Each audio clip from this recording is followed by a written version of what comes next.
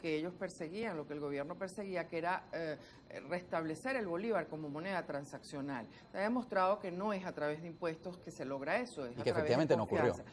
Lamentablemente tuvimos la razón en dos sentidos. El primero no logró el objetivo y el segundo fue un impuesto inflacionario. Nosotros hemos estimado en el sector que al precio final del producto ese impuesto puede llegar a representar entre el 12 y el 14%. Entonces esa es la razón por la que con mucho respeto hemos pedido que se analice la posibilidad de eliminarlo. Pero no tanto por eliminar el impuesto, sino el énfasis que nosotros hacemos es que los impuestos deben cobrarse, los que ya existen, pero que se cobren de verdad. Y me refiero concretamente a los ilícitos. El problema que enfrenta el comercio formal tiene mucho que ver con toda la mercancía que está entrando al país que no está pagando los impuestos correspondientes. Allí, eso sí insistimos que debe cobrarse. Allí insistimos que debe haber un trabajo mucho más importante en cuanto a no permitir el ingreso de mercancía, primero que no pague tributos, pero lo más importante es que sea verificada su calidad, porque el problema de esto es que está entrando al país mercancía que no tiene las normas mínimas de calidad y son en algunos casos falsificaciones, con lo cual estamos engañando al Ocurrió en algún consumidor. momento, sobre todo con Sí. artículos de higiene personal, Sí, ¿no? hay muchos casos, yo diría que los más importantes son tabaco, licores, alimentos, medicamentos, autopartes, juguetería, por ejemplo. Entonces, quizás para que se entienda la dimensión de este problema, es que un juguete, por ejemplo, los juguetes son probablemente una de las mercancías más reguladas que hay. Y pues las razones son obvias. El juguete tiene que ser de calidad porque el niño lo manipula, se puede hacer daño o se lo mete en la boca muchas veces. ¿Qué pasa con un juguete falsificado? ¿Qué pasa con un juguete que no tiene calidad? Le puede hacer daño al niño y además, si además lo manipula, etcétera, pues ahí hay una implicación. En una autoparte, por ejemplo, un repuesto que no tiene la normativa de calidad tiene una implicación muy importante, no solo para el que compra el repuesto y lo coloca en su vehículo, sino para un accidente que pueda generar medicamentos, alimentos. Hay casos documentados de bebidas alcohólicas que han ocasionado incluso muertes. Entonces, todo esto tiene que ver con que el ingreso de las mercancías tiene que ser, para eso están las aduanas, no solamente para cobrar, están para verificar que lo que entra al país tenga la calidad mínima requerida y por supuesto no sean falsificaciones. Esto nos perjudica a los formales, perjudica a la industria nacional, porque a la industria sí se le exigen una serie de requisitos en desventaja. Entonces estamos totalmente en desventaja y eso es lo que nosotros de alguna manera quisiéramos señalar.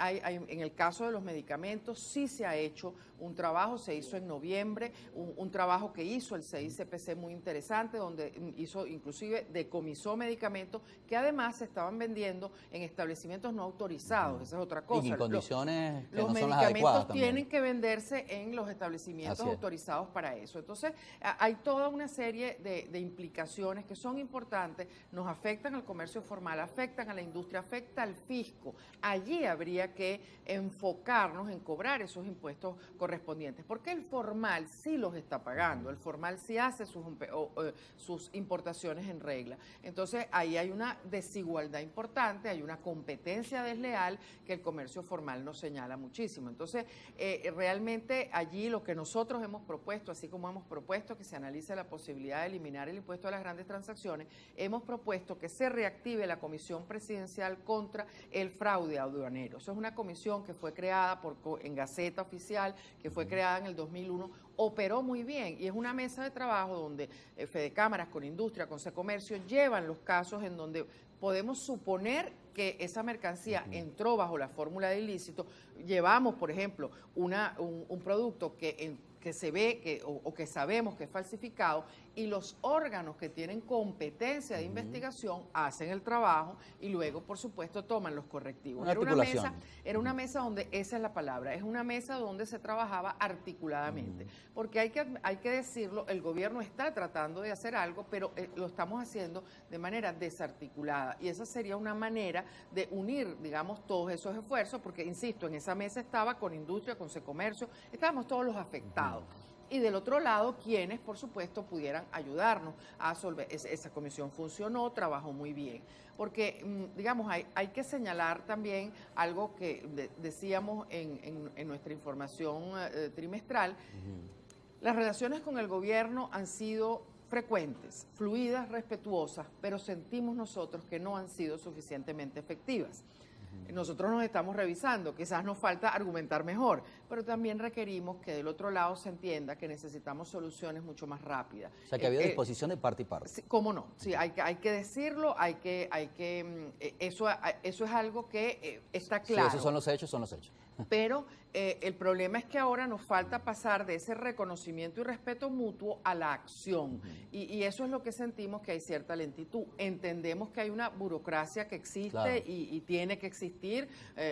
Un gobierno no puede tomar medidas de un día para otro, tiene que analizar la afectación, etcétera, pero en este momento nosotros necesitaríamos un poco más de rapidez, un poco en el análisis de las cosas que estamos presentando. Y por supuesto de nuestro lado, las instituciones gremiales estamos también buscando más argumentos, estamos buscando sustentar cada vez mejor esas solicitudes que hacemos. Como principales interesados, además, por el bienestar del sector en todo el país. Hay comentarios y preguntas de nuestra audiencia. Nuestra compañera Michelle Agreda resume los comentarios y preguntas.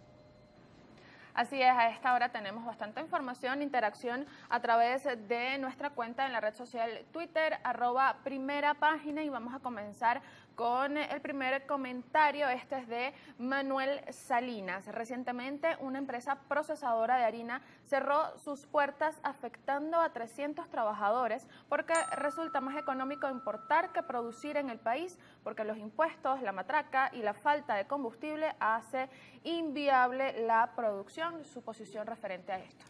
Sí, bueno, realmente con relación a este aspecto coincidimos con la preocupación de la persona que escribe. Es evidente que si nuestro mercado se contrae, nosotros estamos tratando de buscar mercados foráneos, pero tenemos que ser competitivos. Ahí hay una palabra clave que es competitividad. Si nosotros aspiramos a exportar, si nosotros aspiramos a crecer, tenemos que ser competitivos, y esa justamente lo que señala es uno de los aspectos que está minando la competitividad tanto de la industria como del comercio como tal. Entonces, eso es lo que señalamos nosotros. Hay que empezar a trabajar una racionalidad en los impuestos que se cobran y, por supuesto, mejorar los servicios públicos. Incluso cuando se hablaba de zonas económicas especiales y de otras iniciativas justamente para fomentar la industria en ciertas regiones, la razón de los fracasos de las zonas económicas especiales tienen mucho que ver con la falta de servicios públicos adecuados, energía, combustible, conectividad. Entonces tenemos que abordar eso buscando fórmulas. Hay muchas fórmulas. Yo creo que hay ejemplos recientes en el país de maneras de poder buscar la fórmula de hacer alianzas con empresas de otros países para que nos aporten, bien sea tecnología, bien sea conocimiento. Aquí hay la capacidad, aquí hay incluso empresas que no requieren mayores inversiones, sino requieren mantenimiento, requieren poder avanzar para mejorar los servicios públicos. Yo creo que hay que apuntar a eso sin duda alguna. Bien, señora Polesel, le recuerdo que por favor sea un poco más breve con las respuestas, pues tenemos bastante interacción a través de nuestra red social Twitter. Tenemos también un comentario, pregunta de Oscar Sánchez. Excelente invitada y muy buena exposición sobre el comercio. Mi pregunta, ¿cómo evitan como organismo federado que la corrupción de muchos del gobierno no legalice negocios y laven dinero con comercios como restaurantes, maxitiendas, locales, entre otros? Bueno, eso es un trabajo evidentemente que no es nuestro. Para eso son las fiscalizaciones, para eso es el trabajo que nosotros estamos pidiendo que se haga, porque justamente como yo señalaba antes, se fiscaliza el formal, se fiscaliza con mucha profundidad en algunas regiones, empresas por ejemplo que tienen hasta 100 años, pero de pronto vemos que hay algunas empresas a las que no se les practica fiscalizaciones. Eso es exactamente lo que nosotros estamos pidiendo y eso se logra a través de un trabajo de fiscalización apropiado. Bien, continuamos con otra pregunta de nuestra red social Twitter, Goro Zamora Saraza. Saludos, Primera Página. ¿No cree la invitada que lo que se debe hacer es bajar en cierto porcentaje la aplicación del cobro a las grandes transacciones? Bueno, nosotros en Consecomercio creemos que el impuesto debe ser eliminado, no es suficiente con bajar esa alícuota, ya que desde un principio dijimos que iba a ser inflacionario y que no iba a lograr el objetivo. Si no logró el objetivo, creo que lo que debemos analizar es la eliminación del impuesto. Pero por supuesto, si en vez de eliminarlo, convienen en bajarlo, ya sería un avance, pero nosotros seguimos insistiendo que los impuestos hay que cobrarlos donde hay que cobrarlo. Ese quizás no es un impuesto apropiado. Señora Polecel, quisiera preguntarle si maneja algún índice o indicio por lo menos de la permanencia y rentabilidad de los nuevos negocios. ¿Están permaneciendo en el tiempo o los nuevos negocios tienden a cerrar? ¿Cuál es la tendencia? Bueno, esto tiene muchísimo que ver con cómo se inició ese negocio nuevo. Si el negocio nuevo se inició con una planificación estratégica, con un mínimo conocimiento del mercado, con un criterio, digamos, gerencial apropiado, es probable que la mortalidad temprana no sea tan significativa. Hay que reconocer que los nuevos negocios tienen una mortalidad natural, no en Venezuela, en el mundo entero. Aquí la mortalidad quizás es más temprana, y es más temprana porque es importante conocer el negocio. Como siempre decimos, por ejemplo, abrir un restaurante no es solamente saber cocinar, es saber gerenciar, es manejar costos, es manejar precios. Y algo muy importante, un restaurante tiene una combinación equivalente de servicio tangible al intangible que es el servicio. Un restaurante no solo tiene que dar buena calidad en lo que sirve, sino dar un buen servicio. Entonces, todo ese componente, a veces tenemos una sola habilidad, pero nos faltan las demás. Y eso es un ingrediente quizás para no perdurar. Se nos va el tiempo, pero no puedo dejar de preguntarle cuál ha sido el impacto del aumento, no del salario, de los bonos salariales. Bueno, la empresa privada ya venía haciendo esos ajustes en realidad, y seguimos haciendo ajustes periódicos justamente en función de ese diferencial que tenemos cambiario, etcétera. Pero a mí me gustaría señalar que quizás lo importante no es solo los aumentos que nosotros hacemos. El problema que tiene el trabajador es que se le pulveriza el dinero en el bolsillo. Es la inflación la que está minando ese ingreso. No hacemos nada aumentándole los ingresos al trabajador si le sigue subiendo el precio de los productos, y la inflación se lo pulveriza. Reduce el poder adquisitivo. Sí, tenemos que atacar la inflación. Se nos terminó el tiempo, pero agradecemos que haya venido hasta Globovisión a contarnos qué están haciendo desde su gremio. Muchas gracias. Gracias a ustedes. Termina la entrevista con la presidenta del Consejo Nacional de Comercio y los Servicios, Concecomercio, Tiziana Polecel, en entrevista esta mañana.